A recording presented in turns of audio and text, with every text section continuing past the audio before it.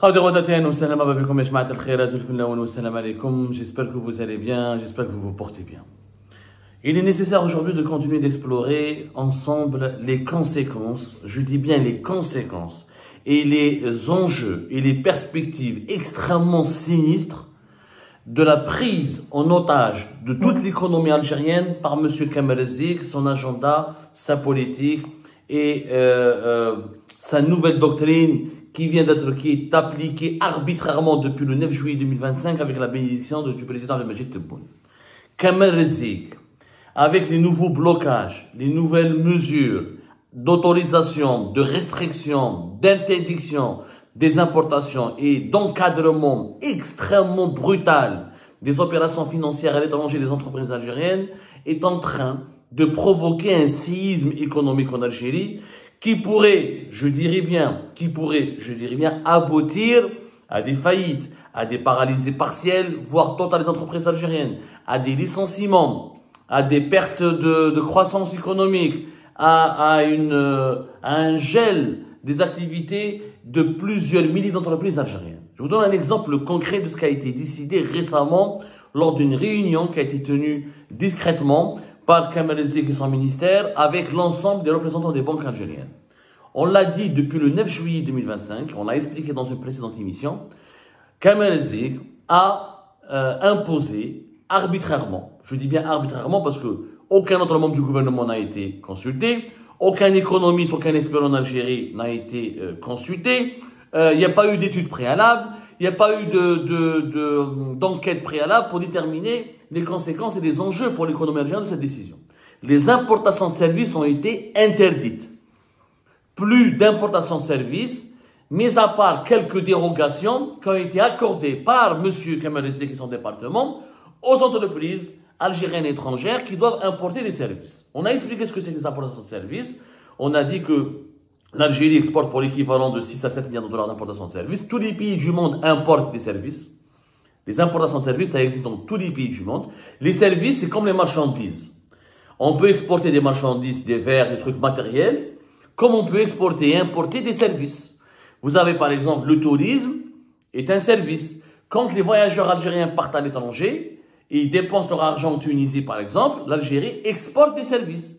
Mais quand les touristes étrangers viennent en Algérie, l'Algérie là accueille donc des touristes. Donc là, elle importe des services. Donc plutôt, quand le touriste algérien part en Tunisie, l'Algérie c'est une importation de services parce que le touriste algérien dépense son argent à l'étranger. Mais quand le touriste étranger vient en Algérie, c'est une exportation de services parce qu'on ramène des devises depuis l'étranger vers l'Algérie.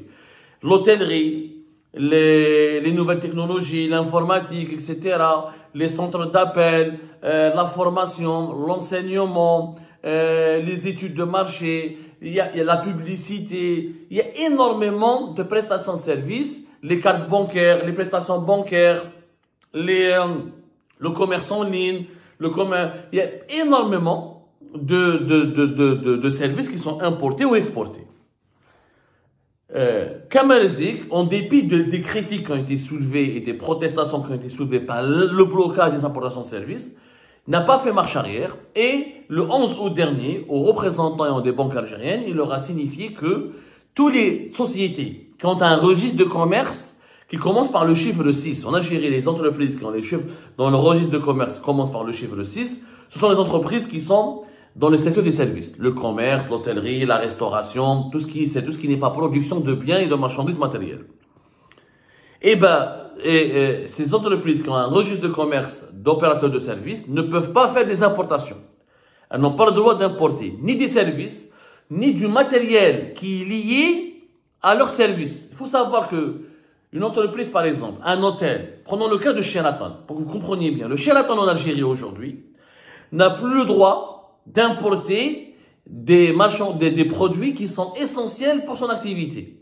Un restaurant, un hôtel, etc., il a besoin de biens matériels. Le Sheraton, par exemple, n'a plus le droit aujourd'hui, à cause de Kamel Zik, d'importer des draps. Les draps depuis l'étranger, c'est interdit. Les shampoings depuis l'étranger, c'est interdit. Les produits d'hygiène depuis l'étranger, c'est interdit. Dans un hôtel, il y a des équipements, il y a des machines. Un hôtel, il y a par exemple, il a une piscine, un système de filtrage, etc. Il a des machines à café, il a un restaurant, il y a des cuisines, il y a des équipements.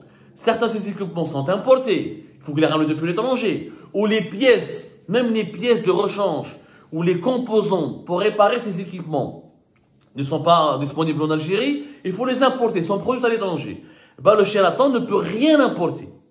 Il doit demander l'autorisation de Kamerzik pour y attendre l'autorisation de M. Kamerzik pour que le charlatan puisse travailler. C'est quand même incroyable. Par exemple, un architecte étranger, l'architecte, les études, faire une étude de conception, faire une étude d'environnement, faire la conception d'un nouveau bâtiment, souvent c'est des cabinets d'architecture étrangers. Par exemple, si le charlatan d'Alger veut employer les services d'un architecte étranger pour revoir sa conception ou faire une rénovation, il ne peut plus le faire. Ils n'ont plus le droit. Ni le Sheraton, ni aucun hôtel en Algérie. J'ai cité l'exemple du Sheraton parce que c'est l'hôtel le plus connu. C'est l'hôtel le plus prestigieux de l'Algérie. Sheraton d'Alger, d'Annaba et d'Oran. C'est la chaîne hôtelière la plus connue, la plus prestigieuse de tout le pays. Donc, elle est paralysée. On n'imagine pas, quand le populisme, parce que quand le dirigeant algérien font preuve de populisme, quand ils expliquent, c'est important, on n'a plus besoin d'importer, l'importation c'est la dépendance vis-à-vis de l'étranger, on doit préserver nos devises, économiser nos devises, les Algériens adhèrent à ce discours, mais on leur dit pas les conséquences. On leur dit pas les conséquences désastreuses. Le charlatan demain, parce que tous les draps sont pas produits en Algérie, pour un certain standing, il y a certains produits de luxe qu'il faut ramener d'Algérie, de l'étranger, qui sont pas disponibles. Donc le charlatan est paralysé. Est vraiment paralysé, bêtement. Bêtement paralysé. Donc, on perd en prestation de qualité, on perd au niveau du prestige, et du coup l'hôtel pourrait se dégrader, il perd sa clientèle.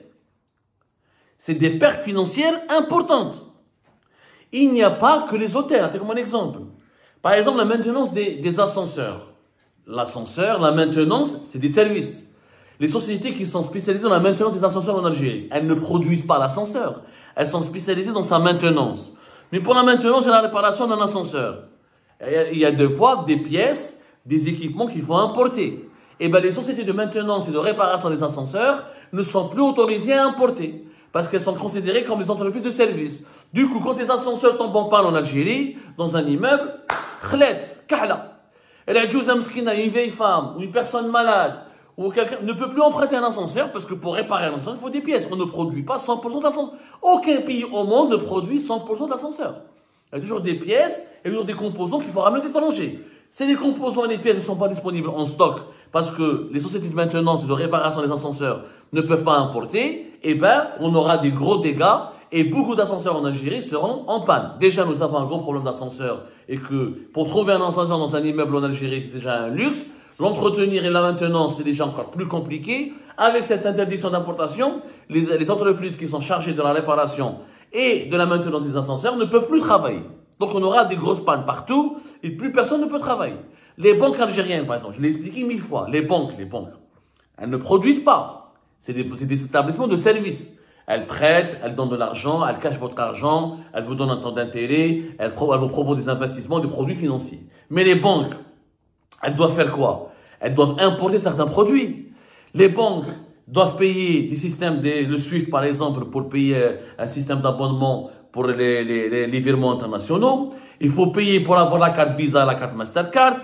Alors, pour Kamerzik, quand les banques ont protesté, il leur a promis, ils ont commencé, les banques algériennes, à obtenir des dérogations pour payer en devise le système SWIFT ou pour payer les frais pour le Visa et Mastercard et avoir les visas. Sauf que Kamerzik leur a interdit d'importer les cartes. Parce que la carte Visa n'est pas fabriquée en Algérie, elle est fabriquée à l'étranger. On fabrique certaines cartes de paiement bancaire, mais les cartes Visa et Mastercard, on ne les fabrique pas. Donc il faut payer. La banque algérienne peut payer Mastercard, les organismes Mastercard et Visa, pour les abonnements nécessaires pour les frais d'utilisation de leur carte, mais la fabrication de la carte elle-même, on ne peut pas l'importer. Donc on commence à avoir une pénurie de cartes bancaires de paiement. Je parle des cartes bancaires internationales. Je ne parle pas de la carte CIB. Tu as un Dahabi, on peut la fabriquer en Algérie. Ce n'est pas le cas de la carte Visa, de la carte Mastercard. Donc, même les banques, ils ont un ordinateur qui tombe en panne. ils ont des serveurs, ils ont des climatiseurs, ils ont des équipements spécialisés, etc., qui ne sont pas disponibles en Algérie. Il faut les importer. Ils n'ont pas le droit. Parce que ce sont des entreprises de services. Donc une banque algérienne, demain son serveur est en panne, les pièces de ce serveur ou ce serveur n'est pas disponible en Algérie, la banque t'habsse. Elle ne peut plus donner l'argent à ses clients, elle ne peut plus encaisser, elle ne peut pas retirer. Toute une banque peut être paralysée. Si la banque elle est paralysée, les Algériens ne pourront pas retirer leur argent, ni récupérer leur argent, ni mettre leur argent. Vous imaginez les conséquences? Et c'est voilà, une panne d'ordinateur, de serveur, une panne Et les exemples sont légion. Les exemples sont légion. Kamal Zik a instauré le communisme, la planification de l'économie. C'est lui qui décide du cas par cas. Il faut le convaincre, il faut attendre que dans le dossier la demande d'autorisation soit reçue. Il y a des explications, une rencontre au niveau du ministère du Commerce. Ensuite, Kamal Zik va peut-être accepter si une entreprise algérienne de service peut importer ou ne pas importer. C'est tout simplement grave. C'est grave, on paralyse le pays. Les Sheraton, les banques, les ascenseurs. Kamal Zik, il a foutu une pagaille sans précédent. Pourquoi? Parce qu'il fait croire à Abdelmajid Tebboune que de telles mesures vont faire économiser les réserves de change. C'est vrai qu'on va réduire les dépenses en devises. Mais à quel prix? Au prix d'une galère, d'une malvie et d'une misère sociale, puisque les conditions de vie des Algériens et des Algériens seront sinistrement impactées. On va à la banque peut te dire, tu peux pas retirer de l'argent parce que les serveurs sont tombés en panne, n'arrive pas à les réparer, parce qu'on peut pas importer les pièces, etc. Ou là, on peut pas recourir à une société étrangère pour les maintenir. On peut pas importer je veux une carte bancaire Visa ou la Mastercard, je peux pas l'obtenir parce que son importation est interdite. L'hôtel, ça peut se dégrader parce qu'il y a des équipements, etc. ou des produits qui ne sont pas disponibles parce qu'il faut les importer et Kamal Zik ne veut pas. Je peux pas emprunter un ascenseur parce que l'ascenseur est en panne, parce que les sociétés de maintenance ne peuvent pas travailler parce qu'elles ne peuvent pas importer des pièces de rechange. C'est une catastrophe. C'est une catastrophe. Les conditions de vie, et ça c'est que des exemples, les cliniques privées par exemple, ce sont des établissements de services, et elles n'ont pas le droit d'importer, il faut des dérogations. Et le temps de ramener une dérogation pour un scanner, pour je ne sais pas quoi, il y a des malades algériens qui ne pourront pas se soigner. Et les exemples sont encore plus légion, je peux vous donner 1 heure d'exemples. Mais c'est pour vous dire, c'est que les mesures de Kamal Zik, elles sont irrationnelles. On va provoquer la malvie, l'aggravation des mauvaises conditions de vie de la population algérienne pour préserver quelques millions et quelques centaines de millions d'euros, voire même, c'est quoi 10 milliards d'euros dans un pays de presque 50 millions d'habitants? Est-ce qu'on doit économiser l'argent du pays au détriment de la santé, du bien-être, du confort et de l'épanouissement de sa propre population? On n'a jamais vu ça. Il y a un problème de rentrée d'argent, il faut l'attaquer autrement. L'Algérie, si elle doit gagner plus de devises, elle doit justement investir, produire, encourager les entreprises, les mettre à l'aise, leur faciliter la vie. C'est ce qu'il faut faire. Nous, on fait le contraire. On manque d'argent. On est conscient que les réserves de change sont en train de baisser, que l'État est déficitaire, que le pays commence à être déficitaire. On a besoin des devises, mais pour cela, il faut absolument qu'on travaille.